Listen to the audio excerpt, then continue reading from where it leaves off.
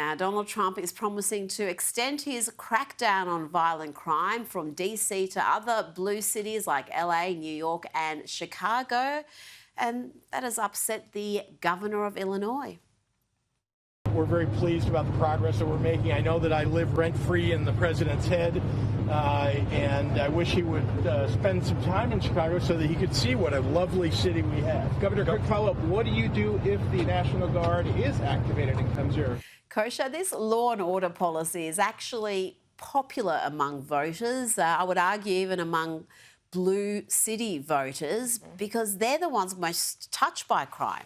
Absolutely. That's when your policy positions literally wind up at your doorstep or at your car door or, wherever you might be being attacked. And the DC policy is wildly popular right now. There's all these amazing stats. There hasn't been a single murder in 2 weeks or whatever it is. Here, it will be difficult for Trump to test the boundaries of his power as the head of the executive branch, because DC was a special case. It's a federal district, and he could do that. Here, it is going to be interesting. I think there's going to be lawsuits and federalism and all that will be tested. But politically, it makes them look so bad that it's almost like they're pro-murder, they're pro-crime. They're going out of their way to stop an effort to reduce violent crime. And in Chicago, as so many other parts of the US, the biggest victims of violent crime are those in the black community, because they just suffer it disproportionately. So how does that look? I think Stephen Miller was out saying that it makes them look evil, basically, for what they're doing. And you don't have to live this way. J.D. Vance was saying that you don't have to live this way.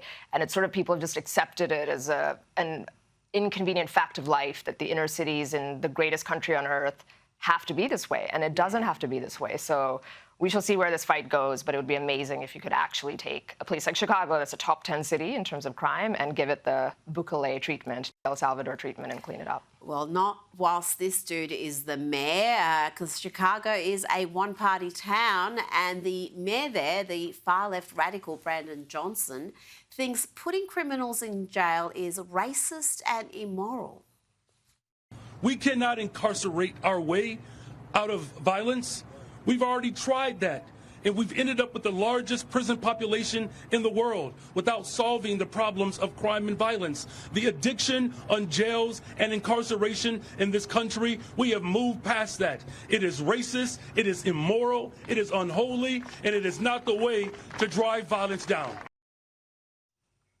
Racist, immoral and unholy, Kosha.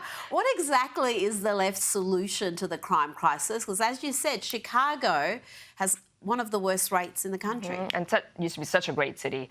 Unholy was a new layer on top of that. But it's, again, going back to that shield of racism, if you dare to do anything. But on a serious note, unfortunately, they do believe that. If you look at Mamdani, you look at the defund the police, they really do seem to either believe it or really push that or suggest that somehow incarcerating criminals, which may disproportionately happen to be from one group more than another, is racist, and that's why they don't want to do it. But people are crying out for it. He's one of the worst mayors in the country, and he's headed for a standoff with President Trump.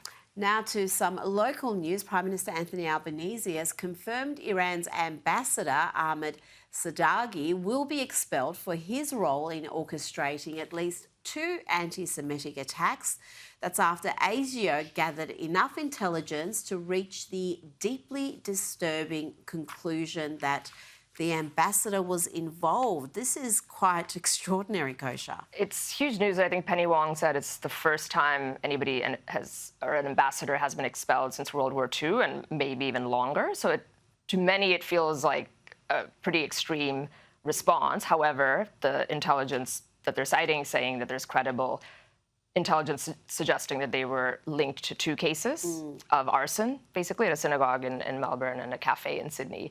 And so they're making this move. I think more broadly, it's showing one tool that the Albanese administration is liking flexing right now in relation to the Middle East conflict. So you saw them banning the sitting MP from Israel last week to come and speak on that side of the equation, and now they're sort of correcting on this side of the equation. And I can't help but wonder if all that is linked, where they're trying to do this balancing act between both sides of this very contentious issue that is, especially in their party, kind of fractured. Kosha Gada, thank you so much for your time tonight. Pleasure.